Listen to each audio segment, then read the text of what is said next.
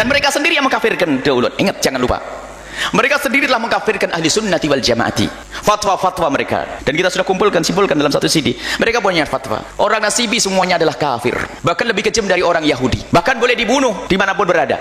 Orang Nasibi. Dan Nasibi itu definisinya bukan Nasibi definisi kita. Nasibi itu siapa? Orang Nasibi adalah siapapun dari umat Islam yang mengakui kekhalifahan Abu Bakar dan Umar, maka dia adalah Nasibi dan boleh dibunuh. Loh, siapa tuh? Ya kita. Berarti mereka telah mengkafirkan kita. Kiai Buya Yahya mengatakan bahwa Syiah telah mengkafirkan Ahlus Sunnah melalui fatwa-fatwa mereka, yaitu ulama Syiah. Fatwa yang mana, Kiai? Siapa marja Syiah yang berfatwa seperti itu? Kami akan nukilkan untuk Kiai sedikit dari fatwa-fatwa ulama rujukan utama Syiah pada masa ini, yang dengannya kami berharap agar Kiai mengupdate pengetahuannya tentang Syiah dan menyampaikannya kepada umat dalam majelis antum, agar cahaya persatuan umat yang diamanatkan Al-Quran dan Rasulullah dapat bersinar, bukan malah memadamkannya. Fatwa Sayyid Ali Sistani, marja besar Syiah Imamiyah. Ayatullah Sistani berkata, Syiah harus membela hak-hak sosial dan politik kaum Sunni, bahkan sebelum kaum Sunni sendiri melakukannya. Beliau menambahkan, seruan kami adalah ajakan untuk persatuan. Saya selalu dan akan selalu berkata, jangan katakan saudara-saudara kami dari Ahlus Sunnah, tetapi katakan bahwa Ahlus Sunnah adalah jiwa kami. Saya mendengarkan khutbah para imam Jumat dari kalangan Ahlus Sunnah lebih sering daripada mendengarkan khutbah Jumat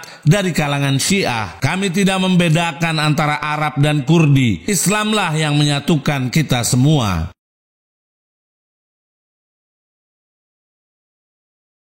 Fatwa yang sangat jelas dari salah satu marja besar Syiah, yaitu Sayyid Ali Sistani ini yang bertempat tinggal di Irak, apakah tidak memiliki nilai sama sekali di hadapan yang mulia Kiai Buya Yahya? Sedangkan sikap marja besar Syiah, Sayyid Ali Khamenei, pemimpin tertinggi Republik Islam Iran, dalam masalah Sunni Syiah, dapat Kiai Buya Yahya saksikan dan simpulkan sendiri dari video berikut ini. 100 بار تکرار میکنیم باز یکی از اون طرف صداش بلند میشه راجع به مسئله شیعه و سنی و اختلافات و شکاف‌ها و چرا این کار رو میکنن؟ چرا به سود دشمن کار میکنن؟ نمیدونن که انگلیس‌ها هنرشون ایجاد اختلاف است و یکی از گسل‌ها و شکاف‌هایی که همیشه انگلیس‌ها استفاده کردن شکاف بین شیعه و سنی بود.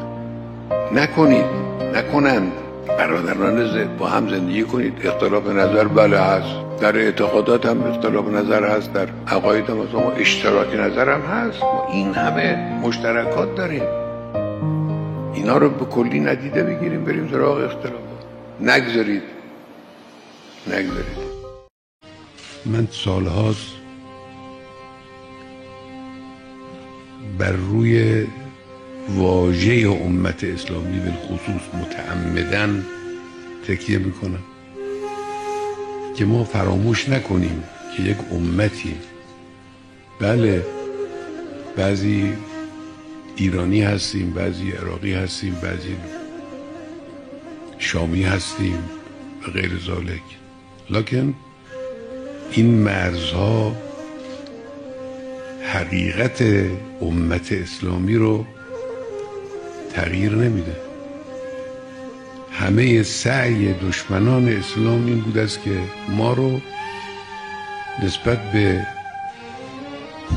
Apakah sikap dua marja besar Syiah Imamiyah tersebut tidak memiliki arti apapun di hadapan Kiai Buya Yahya? Kiai Buya Yahya mengatakan bahwa Syiah mengkafirkan Ahlus Sunnah karena definisi Nasibi menurut Syiah menjadikan Ahlus Sunnah termasuk di dalamnya. Ini adalah kesimpulan yang terburu-buru dan mengeneralisir tanpa melihat lagi pada pernyataan ulama Syiah. Sekarang mari kita lihat kitab berikut ini. Dalam kitab At-Tanqih karya Sayyid Al-Khu'i, salah satu ulama Imamiyah, jilid 3 yang diterbitkan oleh Muasasa Al-Khu'i Al-Islamiyah, cetakan keempat tahun 2009, halaman 69. Sayyid Al-Khu'i berkata, Nasibi adalah kelompok yang terlaknat, yang menegakkan permusuhan dan menampakkan kebencian kepada Ahlul Bait. Sementara kami meyakini bahwa ahlus sunnah yang sejati, mereka pasti mencintai ahlul bait. Bagaimana bisa dikatakan nasibi? Dalam kitab Al-Masail Al-Muntakhabah karya Sayyid Asy-Syistani, salah satu ulama Imamiyah, halaman 424, Sayyid Asy-Syistani berkata, disyaratkan di dalam kesucian kurban beberapa hal. Pertama, yang menyembelih harus muslim, baik laki-laki maupun perempuan atau anak remaja. Maka tidaklah dihalalkan kurban yang disembelih oleh orang kafir, walaupun dia termasuk ahlul kitab. Sampai kalimat, sebagaimana tidak dihalalkan daging kurban dari yang menisbatkan diri kepada Islam, namun dihukumi kafir. Di antara mereka adalah nasibi, yang mengumumkan permusuhan kepada ahlul bait. Jelas sekali bahwa definisi nasibi bukanlah ahlus sunnah, dan yang disebutkan pada kitab yang kami nukilkan di atas merupakan definisi yang disepakati baik oleh ahlus sunnah maupun syiah. Perbedaan pendapat di kalangan ulama adalah hal yang biasa baik di syiah maupun ahlus sunnah, namun sepantasnya sebagai ulama lebih mengedepankan pendapat yang disepakati, yaitu persamaan, bukan malah menyebarkan dan mempopularkan perbedaan dalam hal ini, yaitu definisi nasibi, dan kemudian mengatakan mereka sendiri telah mengkafirkan ahlus sunnah dan seterusnya. Yang dikhawatirkan malah mengarah pada kebencian dan saling mengkafirkan, yaitu perpecahan. Sekarang mari kita lihat kitab berikut ini. Dalam kitab Furu' al-Kafi karya Al-Kulaini, salah satu ulama Imamiyah, jilid 3 yang diterbitkan oleh Mansyuratul Fajr, cetakan pertama tahun 2007, halaman 216. Imam As-Shadiq berkata, barang siapa yang sholat bersama mereka, yaitu orang yang akidahnya berlainan dengan Imamiyah di shaf pertama, maka seperti sholat di belakang Rasulullah.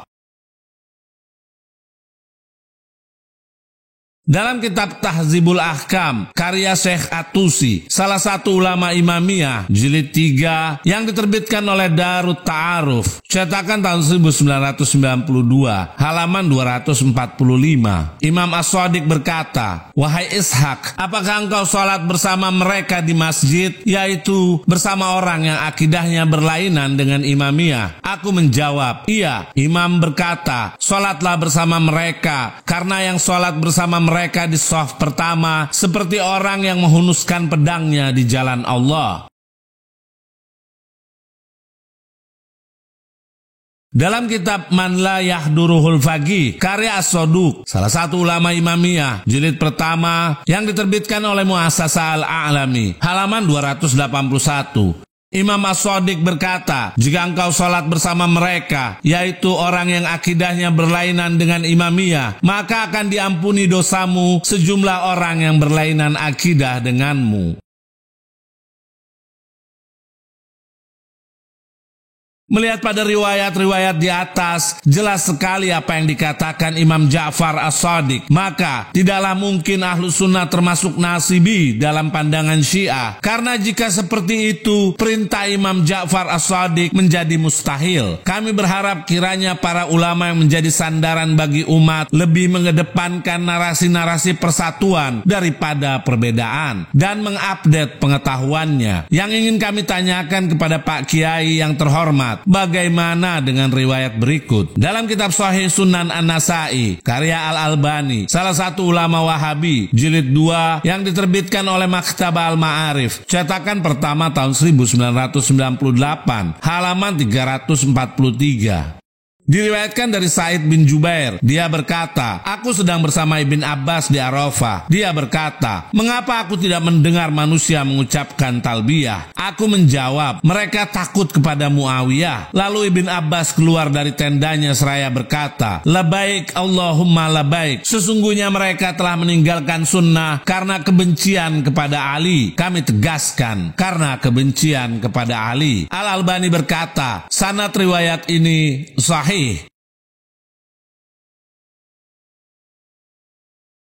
Sepantasnya mendapat label apa orang yang membenci Ali? Dalam kitab Syiaru A'lamin Nubala, karya Az-Zahabi, salah satu ulama Ahlus Sunnah, jilid 4, yang ditahqiq oleh Syuaib Al-Arnaud, yang diterbitkan oleh Muassasah Ar-Risalah, cetakan ke-11 tahun 1996, halaman 37. Syuaib Al-Arnaud berkata, yang dimaksud dengan nasibi adalah kaum munafik yang beragama dengan membenci Ali. Mereka dinamakan demikian karena menampakkan permusuhan terhadapnya. Sehingga kami sangat menyesalkan apabila Kiai Buya Yahya yang kami hormati menyamaratakan semua Ahlus Sunnah sebagai nasibi.